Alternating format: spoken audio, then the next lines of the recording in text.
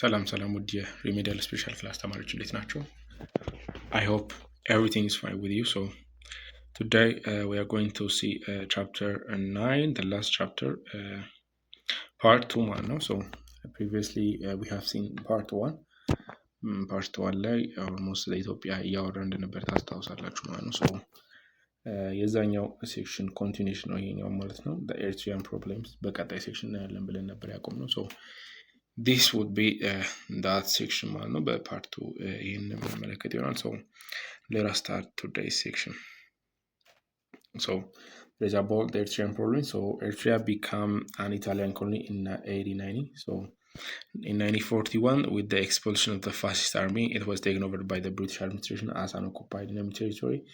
So by the time the emperor was raising the Ethiopian flag in Addis Ababa in May 5, 1941, the people in Asmara were holding a demonstration calling for the reunification of Eritrea with Ethiopia. So በአጭሩ ምንድን ነው የምትመለከቱት ማለት ነው ኤርትራ የጣሊያን ኮሎኒ የሆነችበት ፒሪየድ 1890 እንደሆነ እናያለን ማለት ነው። ሰው በ1941 ላይ ደግሞ በአጭሩ የጣሊያን ፋሺስት አርሚ ማለት ነው ቴክን ኦቨር እንደተደረገ በብሪቲሽ አድሚኒስትሬሽን እናያለን። ሶ at that time ኢምፐረር ወይም ኃይለ ሥላሴ ማለት ነው ኢትዮጵያን ፍላግ አዲስ አበባ ላይ ነበር ሬዝ የሚያደርገው ሜይ 1941 ላይ ሬዝ ሲያደርግ ማለት ነው ኮምፕሊት ዶሚናንስ ካደረገ በኋላ ኦልሞስት the people in Asmara since they were separated from Ethiopia ማለት ነው reunification ይፈልጉ ነበር ኤርትራን ከኢትዮጵያ ጋር ዩኒፋይ እንድትደረግ ማለት so on the same day the leaders of the administration announced the formation of the Unionist Party and organized that was to play an important role in the future of Eritrea. So at the same day ደግሞ ህዝቡ reunification በሚጠይቅበት ጊዜ ማለት ነው on the same day የሊደርስ ወይም ደግሞ በዛን ዘመን የነበሩ የኤርትራ መሪዎች ማለት so ዩኒየኒስት ወይም ደግሞ አንድ የሆነ ፓርቲ ፎርም በማድረግ ሚናቸውን ሲጫወቱ እናያለን ማለት so with the coming of the British Eritrea made some advance towards political development. so ብሪቲሽ ኮንትሮል እንዳደረገቻት ከላይ አይተናል ማለት ነው so በብሪቲሽ ኮንትሮል ምክንያት ደግሞ ኦልሞስት ኤርትራ አድቫንስመንቶች እንደነበራት ፖለቲካሊ ማለት ነው በደንብ እናያለን ማለት ነው so the British allowed the right of free speech and press so and the right to form political parties at that time ያው ብሪቲሾች እነዚህ ራይቶች አሎ ሲያደርጉ እንመለከታለን ማለት ነው the right to speech or to speak ማለት ነው so and press and the right to form political parties was those of rights which was allowed by the British government during that time in Eritrea man so political parties grew in number within short period because ያው ፍቃዱ ስለነበረ almost political parties within a short period of time grow ሲያደርጉ እንመለከታለን so ያ ፍቃድ አንድም ኢንፍሉዌንስ እንዳደረገ በኤርትራ ውስጥ ማለት ነው political parties እንዲበዙ እንዳደረገ እናያለን ማለት so nevertheless these political parties were founded on ethnic and religious basis so the British liberty encouraged difference among these parties ማለት so ምንድነው የምናስተውለው ፖለቲካል ፓርቲዎች ፎርም የማድረግ ፍቃድ እንደተሰጣቸው እናስተውልና ነገር ግን ምንድነው እነዚህ ፖለቲካል ፓርቲዎች ኤትኒክ በዘር ወይ ደግሞ በሪሊጂየስ ቤዝ በሃይማኖት ቤዝ የተከፋፈሉ ናቸው አሁን ለምሳሌ as an example ልሰጥላችሁ during the time there are so many political parties in Ethiopia አይደል ለምሳሌ ኢዜማ አለ ኦፊካ አለ ለምሳሌ የተለያዩ ፓርቲዎች አሉ አሁን ለምሳሌ ኢዜማን ስንወስድ የሆነ ፓርቲ ነው like ethnic based አይደለም አብዛኛውን ጊዜ ያው በርግጥ ኢንሳይድ ብትሄዱ ውስጥ ለውስጥ ብንሄድ ይኖራል አንዳንድ ነገር ይኖራል በርግጥ ግን most probably ግን እንዴት ነው ይሄ ኦፊሻል አናውንስመንት ያለው ethnic based አይደለም ኦፊሻል የሆነ በዘር ወይም በሪሊጂየስ ቤዝ ፎርም የተደረገ አለ ለምሳሌ ኦርቶዶክስ የራሱ የሆነ ፓርቲ የለውም the same thing holds for Muslims or Protestants ማለት so በዛን ጊዜ ምንድን ነው የምናስተውለው በኤርትራ ውስጥ ማለት ነው they were ethnic and religious based ላይ የተመሰረቱ ፖለቲካል ፓርቲዎች ነበሩ ማለት ስለዚህ የብሪቲሽ መንግስት ያው ባጭሩ ኢንካሬጅ ያደርግ ነበር ዲፈረንስ among parties እንዲኖር ማለት ነው so that was because they had the plan of separating the western lowland region to add it into their colony the Sudan regarding the higher territory of the Tigrenya speaking groups they plan to join it with Tigray to form a separate Tigray state so ምንድነው የምትመለከቱት ማለት ነው የብሪቲሽ ገቨርንመንት ባጭሩ አንደኛው እነዚህን ፍቃዶች የሚፈቅድበት ምክንያት የፖለቲካል ነፃነት በሉት whatever mention ብታደርጉ የትኛውንም ፍቃድ የሚፈቅድበት ምክንያት ያው ዲፕሎማቲክ የሆነ ፖለቲካል የሆነ ኢምፖርታንስ ለማግኘት ነው ከዛ ኢምፖርታንስ ውስጥ አንዱ ደግሞ የምናስተውለው ደግሞ በአጭሩ ማለት ነው ፕላን ነበራቸው ዌስተርን ሎላንዱን ሴፓሬት ለማድረግ ማለት ነው። ከዛ በኋላ ኮሎኒያቸው ውስጥ ለመጨመር ወይም ደግሞ የሱዳንንም ጭምር ኮሎኒያቸው ውስጥ ለማስገባት ፕላን ነበራቸው። ሶ ሪጋርዲንግ ዲስ ደግሞ ምንድነው ሃይላንድ ቴሪቶሪ ኦፍ ላይክ ትግረኛ ስፒኪንግ ግሩፖችን ኦልሞስት አብዛኛዎቹን ትግረኛ የሚናገሩትን ግሩፖች ማለት ነው they plan to join it with Tigray to form a separate Tigray state። ስለዚህ ባጭሩ የሃይላንዱን ትግረኛ የሚናገሩትን ከኤርትራ ማለት ነው ግሩፖችን ምን ለማድረግ ሀሳብ ነበራቸው ማለት ነው ከትግራይ ጋር ጆይን ለማድረግ እንዲሁም ደግሞ ሴፓሬት የሆነ ትግራይ ስቴትን ፎርም ለማድረግ ፕላን ነበራቸው ማለት that was the reason ማለት በቃ እነዚህን ሁሉ የሚያደርጉበት ሪዝን አንዱ ምንድነው ለኮሎኒያቸው ወይም ደግሞ ሊያደርጉት ላሰቡት ነገር ኢምፖርታንስ ለማግኘት ወይም ደግሞ ጥሩ ሙቭ ለማድረግ ነበር እነዚህ የሚጠቀሙት ማለት so with this effect the British proposed in 1943 to the Eritrean Highland elites the formation of a united Tigray so ብሪቲሽ ባጭሩ ፕሮፖዝ አደረገች በ1943 ማለት ነው ኤርትራን ሃይላንድ ኤላይቶችን almost united in Tigray form እንዲደረግ ማለት so those that accepted the proposal formed a separatist group that later evolved into what came to be known as the Liberal Progressive Party led by ራስ ተሰማ አስመሮም so ምንድነው የምትመለከቱት ማለት ነው ይሄንን የብሪቲሽ ሀሳብ ሁሉም አልተቀበሉም ሁሉም አክሰፕት አላደረገውም but there were some parts ወይም some groups who was accepted this proposal man so ይሄንን ፕሮፖዛል አክሰፕት ያደረጉ ሰዎች ባጭሩ ሊበራል ፕሮግሬሲቭ ፓርቲ የሚባል ፎርም ያደረጉ በራስ ተሰማ አስመሮም የሚመራ ማለት so አሁን እቺን አሁን ያዛርቋት ራስ ተሰማ አስመሮም የሊበራል ፕሮግሬሲቭ ፓርቲ ሊደር እንደነበረ ልትጠየቁ የምትችሉት ነገር ስለሆነ ማለት ነው so ስለዚህ ፓርሻል ፓርት ወይም ፓርሻል ግሩፕ የተስማማለ ከዛ ደግሞ የቀረው ግሩፕ ደግሞ እንዳልተስማማ እናስተውላለን ማለት ነው so Besides, the British encouraged the Muslims to establish their own political organization. In 1946, the Muslim League was formed. So, በደንብ አስተውሉ by the yeah, mostly those European countries by the and ከዚህ በፊትም በደንብ አይተናል በዚህ ሂስትሪ ሞጁል ማለት ነው በደንብ በተደጋጋሚ ያየን የመጣ ነው ጉዳይ ነው የሆነን ኢምፖርታንስ ለማግኘት they will allow you something to do ማለት ፍቃድ ይሰጧቸዋል የሆነ እነሱ ሊያገኙ የፈለጉት ጥቅም አለ so ያንን ጥቅም ለማግኘት አንተ የፈለከውን የሆነ ነገር they will provide that thing እነሱን የማይጎዳ ሲምፕል ወይ እነሱን የሚፈልጉት ነገር እንዲያገኙ የሚረዳቸው ነገር ከሆነ they will allow you to do that thing so እዚህ ጋር የምታስተውሉት ምንድነው ማለት ነው ባጭሩ ሙስሊሞች የራሳቸውን የፖለቲካል ኦርጋናይዜሽን ስታብሊሽ እንዲያደርጉ ኢኔብል ሲያደርጉ ወይም ኢንካሬጅ ሲያደርጉ ታስተውላላችሁ ማለት በ1946 የሙስሊም ሊግ ፎርም እንደተደረገ እንመለከታለን ማለት so it demanded independence for Muslim inhabited lowland Eritrea or union with the Sudan so ተመልከቱ ባጭሩ ምንድነው ኢንዲፔንደንስ ዲማንድ እንዲያደርጉ ወይም ደግሞ ምንድነው ኢንሃቢት የሚያደርገው ማለት ሎላንድ ኤርትራን ከሱዳን ጋር ዩናይት እንዲያደርግ አንድ እንዲሆን ነበር ይሄ ሊግ ወይም ደግሞ ይሄ ፎርም የተደረገው ሊግ ዲማንድ የሚያደርገው ማለት ይሄ ሐሳብ ባይዘ ፕሪቪየስሊ ከላይ ያነሳነው ሐሳብ ነው ብሪቲሽ ይሄን ትፈልግ ነበር ኦልሞስት ሎላንዱን ከሱዳን ጋር ላይ ማድረግ ለምሳሌ ተመልሰን ላስታያችሁ so እንድታስታውሱት ማለት ነው so እዚህ ጋር ተመልከቱ separating the western lowland region so to add it into their colony with the Sudan ማለት ነው so እዚህ ጋር ተመልከቱት ሎላንድ ሪጅኑን ባጭሩ ከሱዳን ጋር አድ የማድረግ ሐሳብ ነበራት ቀድሞውኑ ማለት ነው so እዚህ ጋር አለው ታደርጋለች and then consequently ደግሞ ለራሷ የምትፈልገውን ነገር ስትጠቀም እንመለከታለን ማለት so between January and February 1947 the Unionist Party the Liberal Progressive Party and the Muslim League were duly registered so ባጭሩ በ1947 Unionist Party Liberal Progressive Party እንዲሁም የሙስሊም ሊግ register እንደተደረገ እንመለከታለን ማለት so a pro-Italian party was also formed later toward the end of the year so this party wanted the return of Italian colonial rule under the cover of UN truthship so ባጭሩ pro-Italian party ደግሞ በዛው አመት ደግሞ ፎርም እንደተደረገ እንመለከታለን ማለት ነው ወደ 1947 ማለቂያ ማለት ነው so this party ባጭሩ ምንድነው አላማው ወይም ደግሞ እቅዱ ወይም ደግሞ እንደ ራዕይ ያስቀመጠው ምንድነው ብለን ከተመለከተን ኢታሊያን ኮሎኒያል ሩል እንዲመለስ ምንድነው ከላይ ከቨር የሚያደርጉት የዩኤን ትሩስትሺፕ ስላለ ዩናይትድ ኔሽንስ ኦፕሬት ስለሚያደርግ በሱ ትሩስትሺፕ ወይም ደግሞ በሱ ከቨር የጣሊያን ኮሎኒያል ሩል እንዲመለስ ነበር ሙከራቸው ማለት ነው It was dominated by Italians and half castes who were well established in Eritrea so ባጭሩ almost አብዛኛው የዚህ ፕሮ ኢታሊያን ፓርቲ ሜምበሮች ኦልሞስት ኢታሊያ እንደነበሩ እንመለከታለን። ሶ however it had few followers and could not play any meaningful role at the coming of the commission of inquiry. so ግን ምንድነው የተከሰተው ማለት ነው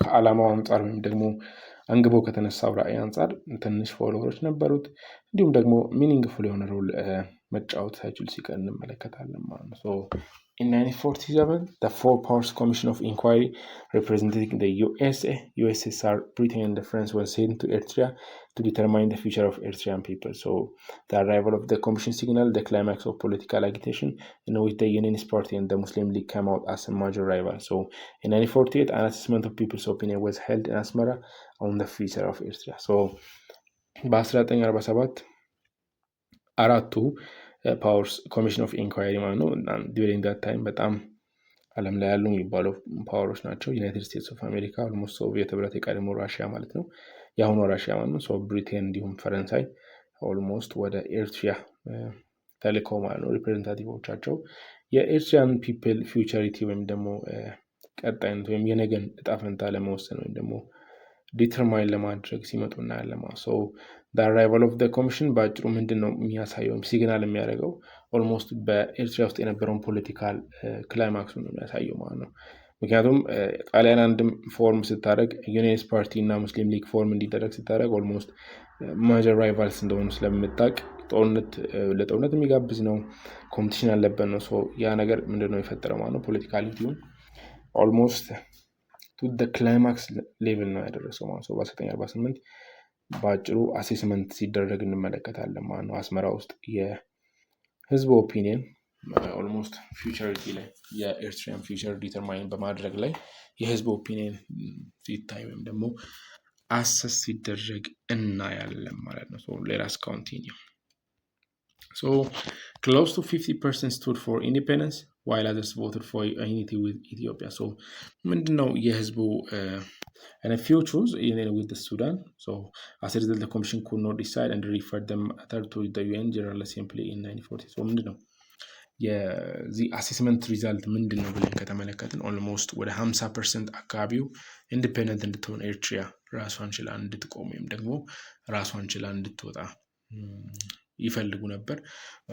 ኦልሞስት ደግሞ ሌሎቹ ደግሞ አዘርስ ደግሞ ኦልሞስት ከኢትዮጵያ ጋር ዩናይት ማድረግ የኢትዮጵያ አካል ሆኖ መቀጠልን ይፈልጉ ነበር። ከዛ ደግሞ ጥቂቶቹ ደግሞ ከሱዳን ጋር ዩኒየን የማድረግ ወይም ደግሞ ዓላማ ነበራቸው ማለት ነው። አስ ሪዛልት ኦልሞስት የተላከው ኮሚሽን ወይም ደግሞ የመጣው ኮሚሽን ምንም ዲሳይድ ማድረግ አልቻለም። ምክንያቱም like it was like three opinions ሶስት የተለያዩ ሀሳቦች ስለነበሩ ምንም ዲሳይድ ማድረግ አልቻለም። so referred the matter to United Nations General Assembly 1948. so ወደ ዩኤን የበላይ አካል ወደ ጀነራል አሴምብሊ ማተሩ ሪፈር በማድረግ እንዲጠቀል እናያለን ማለት ነው። so in 1950 the UN appointed a commission of 5 men from Burma, Guatemala, Norway, Pakistan and South Africa to decide the fate of Eritrea. But the commission did not come to an unanimity over the issue. Two members from Guatemala and Pakistan opted for independence. South Africa and Burma recommended federation with Ethiopia. Norway favored union with the Sudan ማለት ነው። so ምንድነው የምትመለከቱት ማለት ነው በ1950 ላይ ይሄ ማተር ወደ 1948 ላይ ወደ ዩኤን እንደተመለሰ ትመለከታላችሁ። so 1950 ላይ ደግሞ ዩኤን ባጭሩ 5 ሰዎች አሉ ወይም ደግሞ ኮሚሽን ኦፍ 5 ሜን ያለው ከቡርማ፣ ጓተማላ፣ ኖርዌይ፣ ፓኪስታን እንዲሁም ሳውዝ አፍሪካ የተውጣጡ ማለት ነው። የኤርትራን ፌት ወይም እጣ ፈንታ ዲሳይድ እንዲያደርጉ ሲልካቸው እንመለከታለን። ሶ ይሄ የተላከው ኮሚሽን ደግሞ ኦልሞስት ይሄንን ኢሹ ሶልቭ ለማድረግ ወይም ወደ ስምምነት አልመጣም። ኦልሞስት 2 ሜምበርስ ከጓተማላ እና ፓኪስታን ኦፕትድ ፎር ኢንዲፔንደንስ እንዲሆን ወይም ኤርትራ ራሷን ችላ እንድትቆም ነበር ቮት ያደረጉት ወይም ደግሞ የፈለጉት። ሳውዝ አፍሪካ እንዲሁም ቡርማ ደግሞ ምንድነው ያሉት ማለት ነው ሪኮመንድድ ላይክ ፌደሬሽን ዊዝ ኢትዮጵያ ከኢትዮጵያ ጋር እንድትሆን ነበር ሪኮመንድ ያደረጉት። ኖርዌይ ደግሞ ፌቨርድ ዩኒየን ዊዝ ሱዳን ማለት ነው። አሁን እቺን ያዙ። እሺ ለምሳሌ ቀላል ጥያቄ ነው። ኦልሞስት 5 ካንትሪዎች እዚህ ጋር ሜንሽን ተደርገዋል። ከነዚህ 5 ካንትሪዎች እየተከፋፈለ የትኛው ሀገር ምን አሰበ? ለምሳሌ ጓተማላ እና ፓኪስታን ኢንዲፔንደንስ ነው ኦፕት ያደረጉት። ስለዚህ አሁን ባጭሩ those countries from UN appointed which was opted for independence ተብላችሁ ብትጠየቁ ባጭሩ ጓተማላ እና ፓኪስታን እንደሆኑ በደንብ ካፕቸር አውት ማለት ትችላላችሁ። ሰዎችን ሀሳብ በደንብ ያዙት። የትኛው ሀገር ምን እንዳሰበ ምን ዲሳይድ ለማድረግ እንደፈለገ ማለት ነው። ስለዚህ ይሄ እዚህ ጋር እንትን ብለን እንቀጥል ማለት ነው። ኦፖዚሽንስ አጌንስት ኃይለ ሥላሴስ ገቨርንመንት። የኃይለ ሥላሴ ገቨርንመንት አልጋ ባልጋ የሆነ ገቨርንመንት አልነበረም። ኦፖዚሽኖች ነበሩበት ማለት ነው። እስቲ እነሱን ደግሞ እንዳስስ። መጽሐፋችሁ ላይ የተደጋገመ ነገር አለው። ጃምፕ እናደርጋለን ማለት ነው።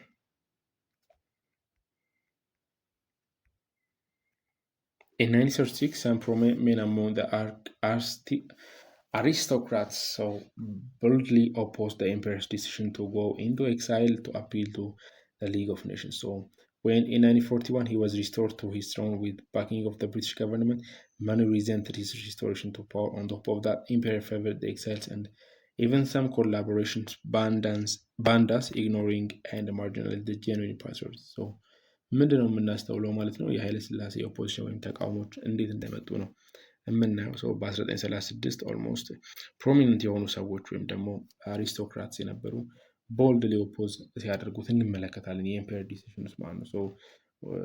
ከዛ አፒል አድርገው ሊግ ኦፍ ኔሽንስ ላይ ሲቆሙ እናያለን ማለት ነው። በ1941 ሪስቶርስ እንደተደረገ እናስተውላለን። ከዚህ በፊትም አይተናል። ወደ ንግስና ወይም ደግሞ ብሪቲሽ ገቨርንመንት ባክ አድርጎት ወደ ንግስናው እንደመጣ እናያለን። የብሪቲሽን ስምምነቶች ተቀብለው ማለት ነው። በአጭሩ አብዛኞቹ ተቃውሞት ነበር የእሱ ሪስቶሬሽን ወደ ፓወር መምጣቱ ማለት ነው። ስለዚህ ቢቃወሙትን ግን ኢምፔሪሩ በአጭሩ ኦልሞስት ላይክ ከባንዳዎች ጋር ኮላቦሬት በማድረግ እነዚህን ጄኒን የሆኑ ፓትሪዮትስ ሀገርን የሚወዱ ሰዎችን ማርጂናላይዝ በማድረግ ሲቆም እናያለን ማለት ነው። In latter, ተክለ ወልደ ሐዋርያት was one of the most renowned patriots of the occupation period, who organized the patriots to fight against the fascists. So በአጭሩ አሁን ይሄ ሜይን ፐርሰን ነው ያዙት። እሺ ተክለ ወልደ ሐዋርያት ማለት ነው። he was one of the most renowned patriots። ስለዚህ ሀገር ወዳድ የነበረ በዛን ጊዜ ማለት ነው። ኦልሞስት ላይክ ሞስት ሪኖውድ ነው፣ ፌመስ ነው፣ ታዋቂ የሆነ ሀገር ወዳድ የነበረ ሰው ነው። እሱ ነው አንድም ኦርጋናይዝ አድርጎ ሀገር ወዳዶችን አገንስት ዘ ፋሺስት ስታንድ እንዲያደርጉ ሲያደርግ የነበረ ነው። So he tried all means to prevent the emperor from returning to the throne in 1941. So ኃይለ ሥላሴ ወደ ንግስና ሲመጣ ወይም ደግሞ ተመልሶ ወደ ንግስናው ሲመጣ በ1941 ኦልሞስት ሁሉንም ሚንሶች ሞክሮ ነበረ ማለት ነው ፕሪቨንት ለማድረግ emperor ወደ throne ወይም ወደ ንግስናው እንዳይመጣ ነው። So when the emperor was restored to power, he started to plot against him. His first plot started soon after liberation 1941. So ባጭሩ ኢምፔሩ ወደ ንግስና ሪስቶር ከተደረገ በኋላ ኦልሞስት ይቃወሙ ነበር ማለት ነው። So ከ1941 ጀምሮ ማለት ነው ይቃወሙ ነበር። So his plot was uncovered, but he was put in prison and freed in 1945. So ባጭሩ ታውቆበት ተቃውሞ ማለት ነው ኦልሞስት በእስራት እንደቆየ እናያለን። በ1945 ደግሞ እንደተፈታ እናያለን ማለት ነው። he was again involved in another plot the following year. This time his detention lasted until 1941. On his release, Takla was given a high government post, becoming successively vice minister of the interior and Afanagu. So ምንድነው ምናየው ኦልሞስት ላይክ እስከ 1954 ደግሞ በድጋሚ እንደታሰረ እናያለን። ሲፈታ ግን ላይክ ሃይ ገቨርንመንት ፖስት እንደተሰጠ ወይም ደግሞ ቫይስ ሚኒስትር ኦፍ ኢንተሪየር ኤንድ አፈ ንጉስ ተብሎ እንደተሾመ እናያለን። So in November 1969, however, he organized a group of armed men to assassinate the emperor. የሚገርማችሁ ስልጣን ተሰጥቶት ያለውን ዓላማ አልዘነጋም፣ ደግሞ የመጣበትን ዓላማ አልተውም ማለት ነው። ኦልሞስት አርምድ ሜኖችን በመሰብሰብ ኦርጋናይዝ በማድረግ ኦልሞስት ኢምፐሩን አሳሲኔት ለማድረግ ወይም ለማስገደል እንሞክራለን። So the plot was discovered and he was killed in shoot out with the police. So ተነቅቶበት ኦልሞስት ተገደለ ማለት በፖሊስ ተመቶ እንደሞተ እናያለን ማለት ነው።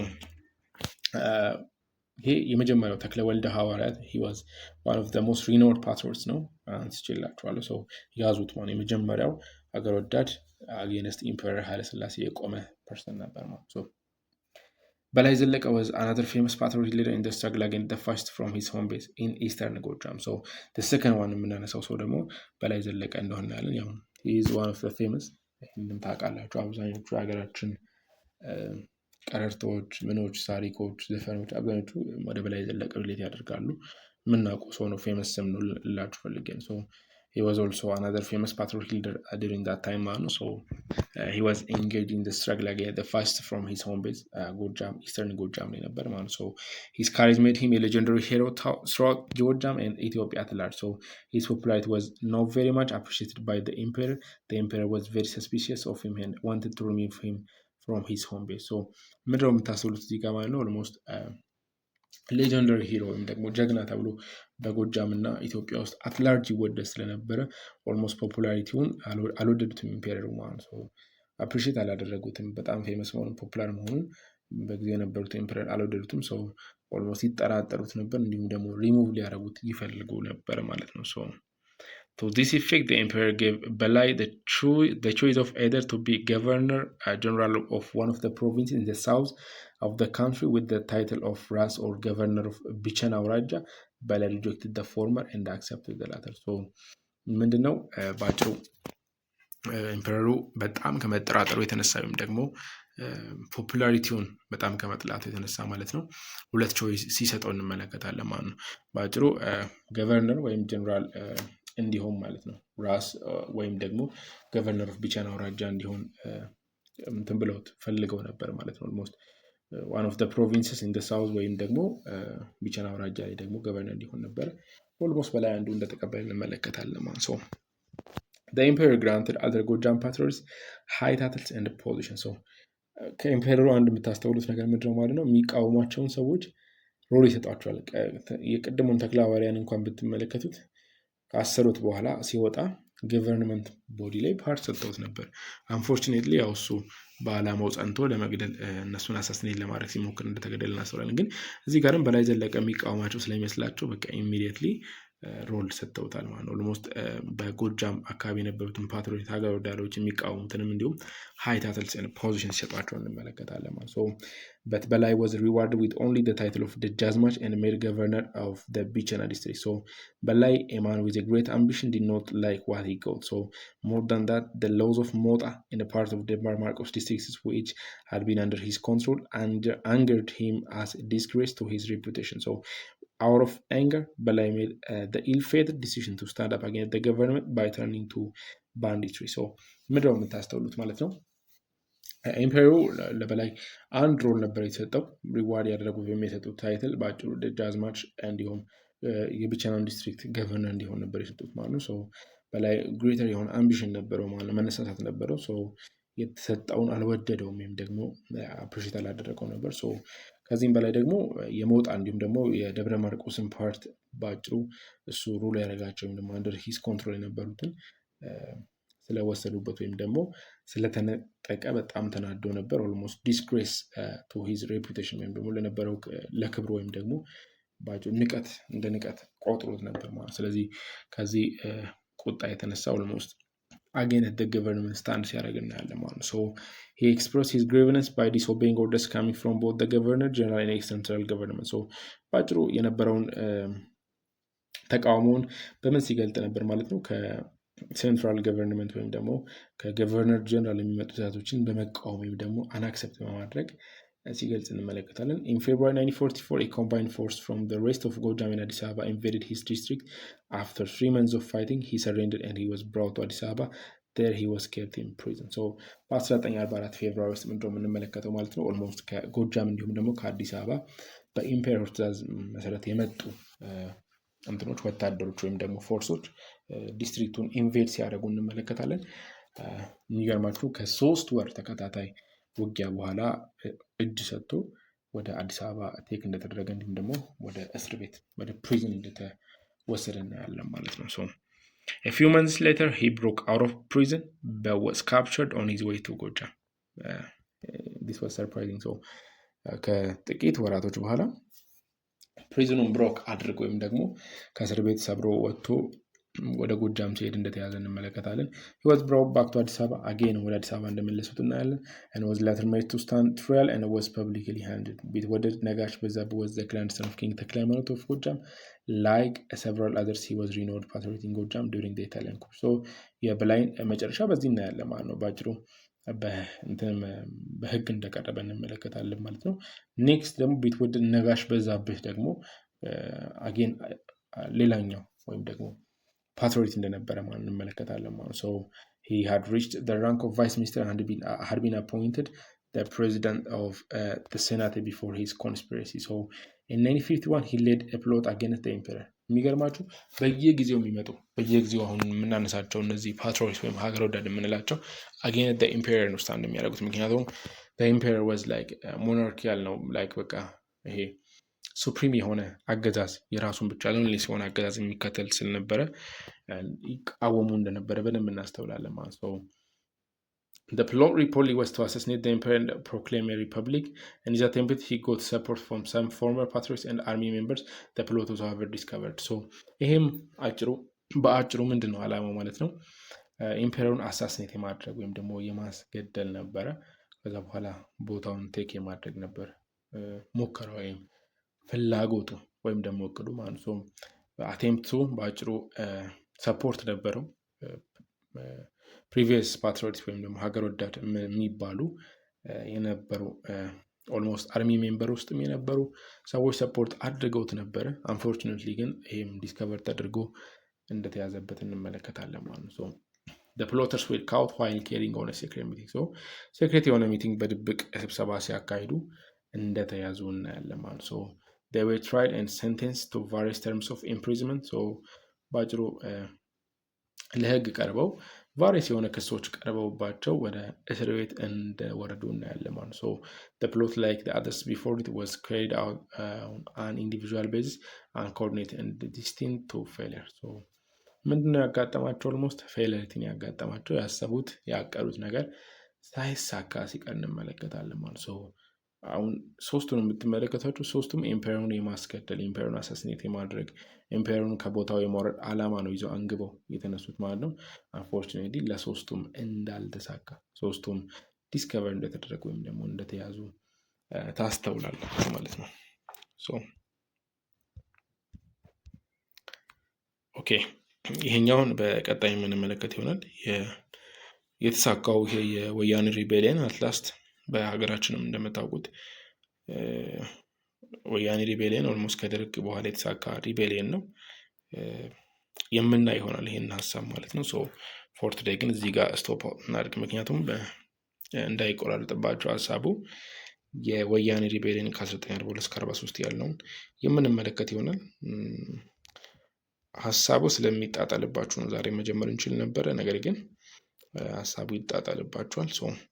በሀገራችን ኢምፔሪየሩን ለመዋጋት ወይም በኢምፔሪየሩ አጌንስት ለመቆም በየተለያዩ የሀገራችን ክፍሎች ውስጥ የነበሩ ሪቤሎች ነበሩ፣ ተቃውሞዎች ማለት ነው። በጎጃም በባሌ የወያኔ የምንለው ደግሞ ወደ ትግራይ አካባቢ የነበረ ሪቤሊየን ነበር ማለት ነው።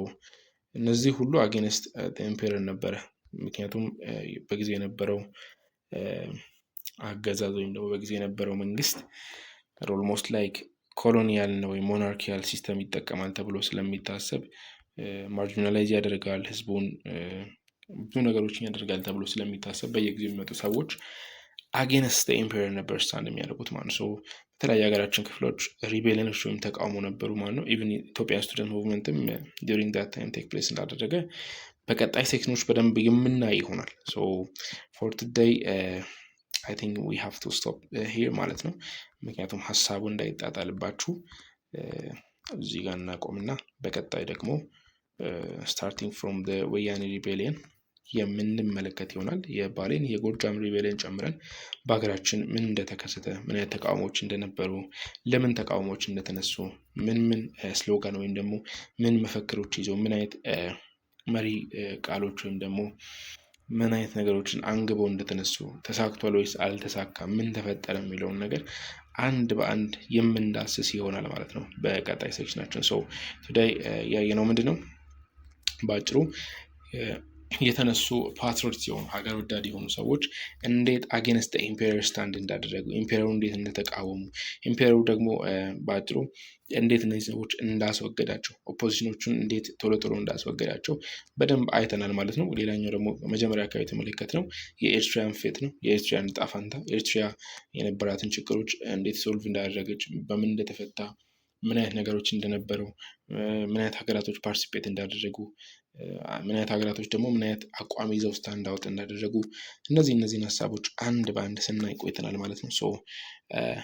ኦፖዚሽኑንም አጌንስት ኃይለ ሥላሴ ገቨርንመንት የነበረውንም አይተናል። ሶ in the coming section, so we are going to see about the rebellions against the empire ማለት ነው። starting from the ወያኔ rebellion, we proceed to the Bali, the Gojam, and Ethiopian student movement, and such like topics we are going to be covered in the coming section, the part 3 ማለት ነው። So part 2 will stop here.